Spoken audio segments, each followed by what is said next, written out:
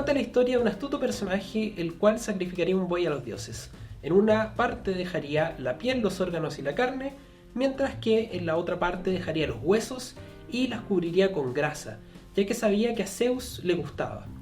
Cuando Zeus tuvo que escoger qué parte comerían los dioses, escogió obviamente aquella que contenía los huesos y la grasa, lo que provocó la cólera del mismo, arrebatando así el fuego a los humanos. Nuestro astuto personaje decidiría entonces robar el fuego a los dioses y devolverlo a los humanos. Esto generó aún más cólera en Zeus, el cual decidió castigarlo, encadenándolo y haciendo que un águila comiera su hígado cada día, el cual se regeneraba por las noches. La historia que acabamos de relatar corresponde al mito de Prometeo, mito griego que inspira la obra de la cual hoy vamos a hablar, Frankenstein.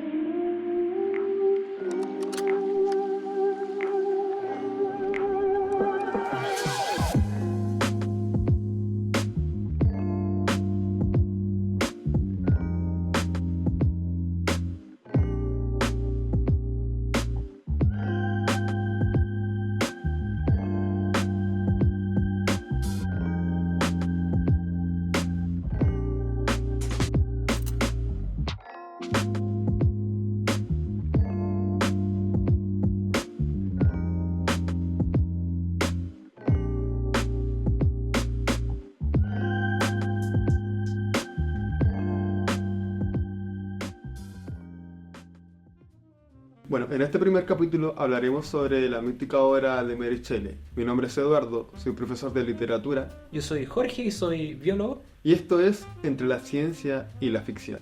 Bueno, estamos muy contentos de este primer capítulo. De manera anecdótica, la obra que vamos a revisar hoy, Frankenstein, es una obra que lleva como apellido el mito que acabamos de relatar, Prometeo, o el Prometeo moderno, si mal no me equivoco. El moderno Prometeo. Moderno Prometeo. Y se publica el mismo año en que nuestro país, Chile, declara su independencia, ahí por el año 1818. En esta coincidencia podemos hablar un poco del panorama histórico, por ejemplo, de qué es lo que estaba pasando aquí en estas tierras, mientras muy lejos por allá se publicaba esta obra.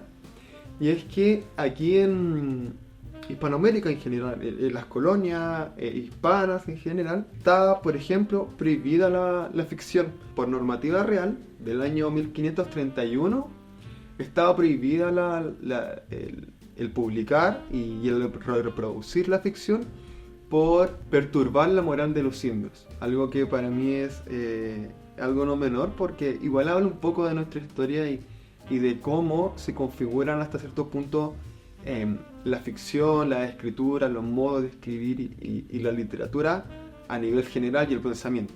Claro, igual es complicado, imagino, poder leer una obra como Frankenstein, que se publica en enero de 1818 y en febrero de 1818 se declara la independencia por parte de Bernardo Higgins de Chile. Entonces, bueno, un contexto bélico, entonces difícil igual leer ciencia ficción en ese tiempo.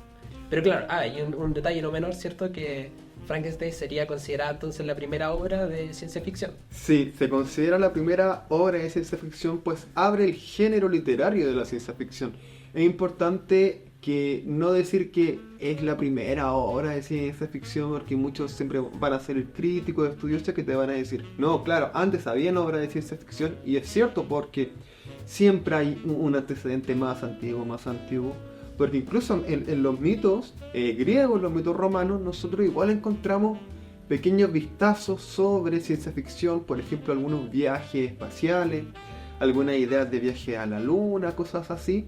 En muchos mitos de muchas culturas podemos encontrar quizás esa semilla, pero esta obra ya es como tal ciencia ficción porque se enmarca ya con el contexto de la ciencia, que al final es como el contexto que permite introducir un concepto nuevo, novum, que de eso habla Zubin, que viene a ser como este elemento distintivo, que en este caso es Frankenstein, que es súper importante decir que Frankenstein no es el monstruo como tal, sino que el doctor que lo crea, pero claro, que es un ser creado por distintas partes. No sé si quieres hablar un poco del libro.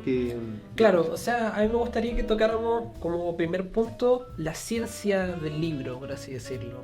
hay una parte muy importante, que es lo central de Frankenstein, ¿cierto? Que es que el doctor Victor Frankenstein crea este monstruo, ¿cierto? Este ser, en el fondo, el cual luego, bueno, sin hacer mucho spoiler del libro, queda en el mundo y genera conciencia, vive varias experiencias, todo el tema, ¿cierto? Pero hay una creación de un organismo sintético, en el fondo.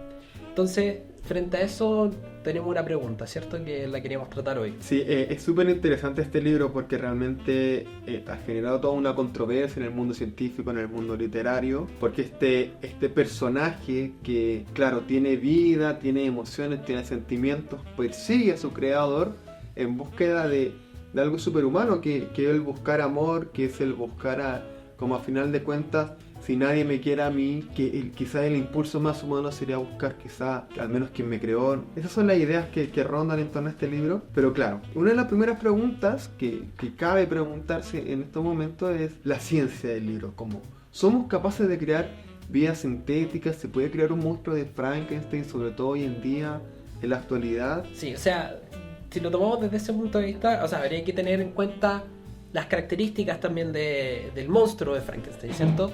En el libro Mary Shelley no es tan clara, ¿cierto? Obviamente de cómo se crea, no da grandes detalles, pero sí menciona algunos elementos y quizá, al menos para mí el más clave, más allá de que genera un organismo, ¿cierto? Y que tiene vida y todo el tema, es que un elemento característico de Frankenstein que se ve a lo largo de toda la obra es que tiene conciencia. Entonces yo creo que ese es un punto clave en cuanto a lo que vamos a mencionar ahora. ¿Por qué? Porque por un lado, frente a esta pregunta, ¿somos los humanos capaces de crear un organismo sintético? Aparece algo directo que es la biología sintética, que es aplicar herramientas de la ingeniería, ¿cierto?, a sistemas vivos o incluso llegar a crear ciertos organismos. Entonces, dentro de esto tenemos varios ejemplos y uno que me gustaría mencionar en particular es, se ha mencionado en español como Biobot o el Xenobot, que fue una especie de robot biológico creado a partir de células de corazón y de piel de la rana Xenopus laevis. Estos biobots, ¿cierto?, que eran de pequeño tamaño, ya que son a nivel de células, ¿cierto?, podían realizar ciertas tareas como caminar, mover algunos objetos, podían en el fondo ser estimulados para que pudieran hacer ciertas cosas e incluso su diseño en cuanto a su célula permitían estos movimientos. De nuevo, hay que tener una gran diferencia. Estos son un cúmulo de células, ¿cierto?, de piel y de corazón que pueden cumplir cierta tarea, pero dista de cierta forma de lo que sería Frankenstein y algo de tener como conciencia en este sentido. Sí, algo muy interesante que leí mientras investigaba sobre estas cosas es que una de las ciencias, por así decirlo, del avance científico o el estado científico que inspiró hasta cierto punto esta obra es que durante ese tiempo, en la época de Mary Shelley, había algunos experimentos en el que se practicaba sobre una rana que se le daban impulsos eléctricos y eso hacía que la rana se moviera, o sea, como que generara una especie de espasmo. Claro. Y esa idea fue la que motivó a muchos doctores, muchos científicos a pensar que a través de la electricidad se podía crear vida. Y claro, esas ideas fueron las que inspiraron como antecedente a esta obra. Pero claro, algo que también a mí me parece muy, muy interesante es la inteligencia artificial. Estamos hablando de que estos seres no tienen conciencia, de biología sintética, como bien lo mencionas tú, pero la inteligencia artificial tendrá conciencia. Yo creo que esos ya son temas más difíciles, pero vamos con la inteligencia artificial. ¿Podríamos considerar nosotros eso una especie de vida o no vida? Eso es una pregunta bien profunda, si lo podemos considerar vida, ¿no? Y qué es la vida, ¿cierto? Bastante...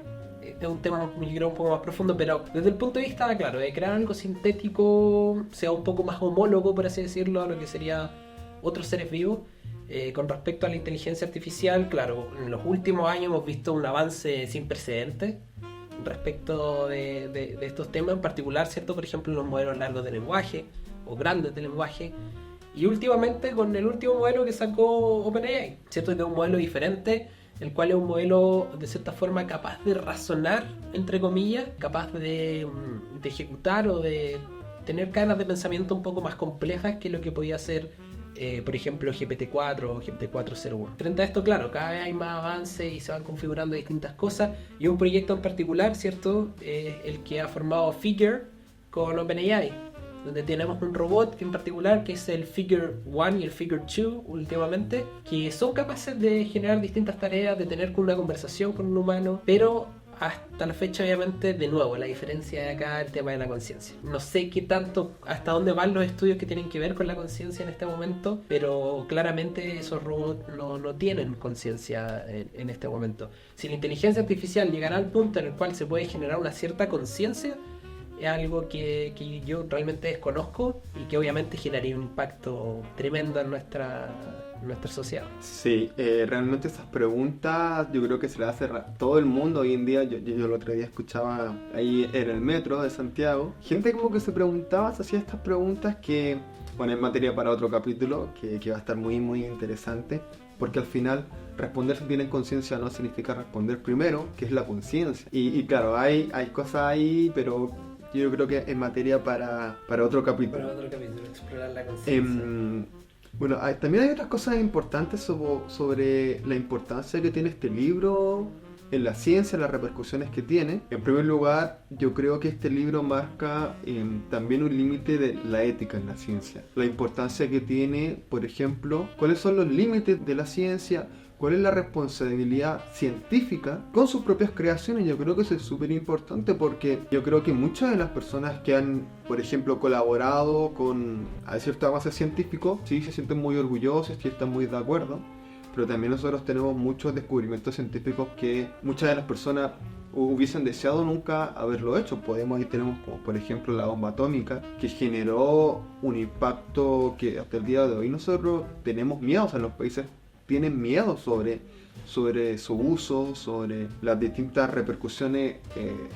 Ya no es algo político, sino que es algo humanitario, o sea, como humanidad, pienso yo. La otra cosa que es importante que se menciona en el libro, también sobre la ética, es cómo desde la literatura, desde este ejercicio creador, nosotros también ponemos el límite la humanidad sobre nuestro propio pensamiento, sobre nuestro propio hacer cotidiano. Y eso es lo que me gusta mucho de la literatura, que hay una frase que me gusta mucho, que dice que la literatura, todo pasa antes por la literatura, antes que la realidad.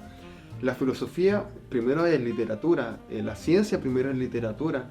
Siempre el otro día yo leía un artículo, no, en verdad no era un artículo, era una columna de opinión que hablaba sobre que la pandemia, por ejemplo, del coronavirus, ya se había escrito mucho antes, y ya obviamente hay gente que especula, no, esa persona es adivina, no, esa persona es esto. Pero claro, es porque en ese ejercicio imaginativo de la literatura es que nosotros mismos los humanos nos damos cuenta de, mira, este es el límite, esto es lo que se puede hacer, esto es lo que no. Bueno, otro efecto es como el efecto Frankenstein que cautiva en la ciencia. No sé si tú quieres decir algo allí. Claro, o sea, solo agregar un poco a lo que estabas mencionando, a lo que tiene que ver con el efecto Frankenstein, es un impacto directo de la literatura sobre la ciencia. O sea, hay muchos científicos, científicas, ¿cierto?, que desarrollan algo nuevo, por ejemplo, una proteína nueva que está, ¿cierto?, a través de métodos de ingeniería, que tiene partes que no deberían ir juntas normalmente, ¿cierto? Por ejemplo, una enzima que además está unida a un transportador. Entonces eso le pone un Franken proteína o cualquier cosa. El uso de la palabra Frankenstein para referirse a algo que está hecho como con partes que no pegan ni juntan mucho. Es algo bien particular, o algo así como las cosas grotescas también están todas catalogadas como Frankenstein. Siento que, claro, que el monstruo es el que está compuesto de esto, pero no Frankenstein que lo creo, ¿cierto? Que es Víctor, en este caso. Sí, bueno, ahí nosotros también podemos especular sobre quién es el verdadero monstruo también, porque tenemos al monstruo de Frankenstein, que es esta criatura, pero yo también creo que el monstruo también puede ser el científico que da pie a esto y genera que toda esta repercusión, y que tampoco nos hace cargo. O sea, el Víctor escapa en todo momento de su creación. Claro. Entonces también hay un monstruo ahí. Siento que como ese diálogo me parece a mí muy, muy interesante. Sí, ¿no? Y bueno, lo que mencionabas con respecto a la ética, claro, Víctor, sin hacer grandes spoilers nuevamente, Víctor crea a este ser y luego lo abandona. Ese es el único spoiler que va a hacer, luego lo abandona. Y eso, bueno, tiene consecuencias graves a lo largo de toda la historia del libro. Y bueno, también habla un poco de la ética en ese sentido, porque Víctor jamás se cuestionó qué iba a pasar cuando lograra ser un ser como el que hizo, ni tampoco lo que iba a pasar después con él, y si lograba tener conciencia de qué iba a hacer con eso. Entonces, desde ese punto de vista, claro, se aborda la ética un poco más profundamente, y en ese tiempo tampoco existía algo como un comité de bioética que pudiera detener a Víctor de hacer algo así. Hoy en día, gracias a todos los avances con respecto a eso, tenemos comités de bioética, entonces si alguien intenta hacer algo de ese estilo, se le puede frenar, o al menos tener en cuenta las consecuencias y cómo se maneja eso. Sí, algo también interesante es que este libro no solamente se termina usando como un adjetivo, sustantivo, adverbio, y ya depende de la construcción, pero también motiva un descubrimiento. De hecho, Eric Bacon a sus 8 años ve la película de Frankenstein y esto lo motivó a crear el primer marcapasos en 1957. El primer marcapasos tenía ahí un apellido, no me acuerdo, pero crea el marcapasos Con transistores. El primero que usa transistores. Y en 1957 inspirado en esta obra. Entonces, obviamente toma los avances científicos en la literatura, y la ciencia impacta directamente en la literatura. Ahí tenemos para muchos capítulos. Por ejemplo, la relatividad de Einstein motiva todo un mundo de escritos. Borges, tenemos muchas cosas interesantes que podemos navegar. La ciencia impacta en la literatura, pero la literatura también impacta en el quehacer científico. Sí, de hecho, bueno, algo que queríamos recomendar también, que estuvimos leyendo de este tema, es un artículo de John Cohen que está publicado en Science, el cual en español se titula El espectro de Frankenstein cautiva a la ciencia 200 años después. Y es un artículo bien completo en el cual se aborda tanto las motivaciones o las influencias que pudo tener Mary Shelley para desarrollar Frankenstein desde la ciencia, y también desde un punto de vista psicológico, o más incluso de psiquiatría, incluso se aborda desde esos puntos de vista, hasta lo que conversamos, ¿cierto? ¿Cuál es el impacto de Frankenstein sobre la ciencia? Y se abordan distintas cosas, esta historia del marcapasos, por ejemplo, así como también en un punto hay una ilustración muy buena que quizás la vamos a dejar por ahí, que es cómo se armaría ahora un monstruo de Frankenstein, y salen todas las partes, todas las tecnologías que lo podrían permitir. Y de hecho, en ese mismo artículo se menciona que 250 artículos lo mencionan directamente. O sea, realmente el efecto Frankenstein es real, o sea, es algo concreto, es una inspiración constante en el mundo científico, que también, o sea, yo también estoy ahí divagando, pero los trasplantes también me imagino, esa idea como del trasplante, que quizás no es propia de Frankenstein y quizás mucho más atrás, ¿ya? Pero claro, igual tiene esa idea que me parece muy interesante. Otra cosa que también, algo que lo comenté hace un rato, que cómo Frankenstein abre el género literario de la ciencia ficción, y con ello nos abre la imaginación completa, porque al final la ciencia ficción, en cierta medida, en cierto caso, es especulación científica. Realmente es la ciencia ficción el papel, como la lluvia de ideas, en la que científicos ponían a prueba, por así decirlo, en el mundo medio real, medio ficticio, sobre especulación científica. Hasta dónde somos capaces de llegar nosotros con la ciencia. Algo que también a mí me parece muy interesante es cómo este acercamiento entre la ciencia ficción y la ciencia real. Cómo a través de, por ejemplo, libros, a través de la lectura, de la literatura, nosotros nos podemos ir acercando a fenómenos científicos muy interesantes que motivan a mucha gente. Yo conocí a mucha gente científica que lee incluso mucho más que compañeros de literatura. O sea, eso a mí realmente me gusta mucho, porque a veces con compañeros de literatura te conocen a 3 escritores que eran todos buenos, alcohólicos, drogaditos, pero no salen de ese campo. Y para mí, lo que me gusta de mis amigos científicos es que siempre les gusta la ciencia ficción. Siento que es un género que cautiva mucho. Sí, y bueno, solo para agregar, y quizá a alguien le puede servir, en ciencia se lee mucho. Y la segunda parte es que probablemente también se escribe mucho.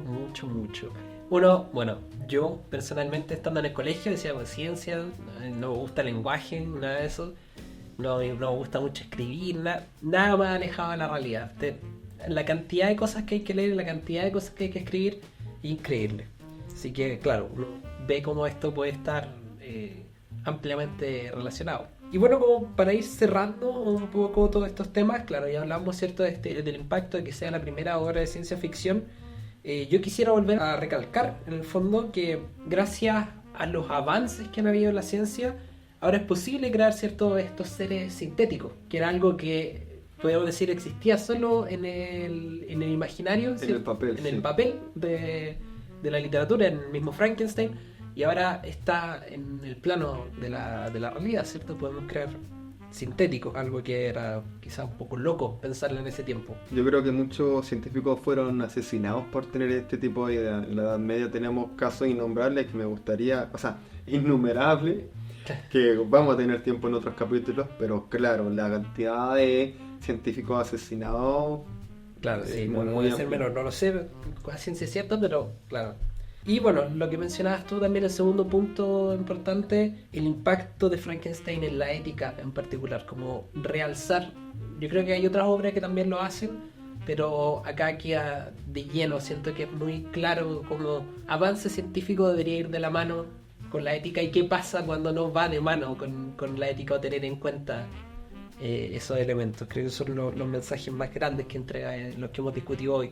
Sin duda deben haber algunos otros mensajes que se nos escapan, pero para nosotros fueron como los más relevantes. Y bueno, y con esto yo creo que ya podríamos ya dar por terminado este primer capítulo de una serie que esperamos que tenga muchos más. O sea, no esperamos, van a tener muchos más capítulos. Obviamente la invitación siempre es a leer el libro. Si lo pueden leer en físico, ideal. Si lo leen en digital, también es muy bien, muy bueno. Siento que hay gente que le gusta mucho leer en digital y Sí. le cuesta el libro.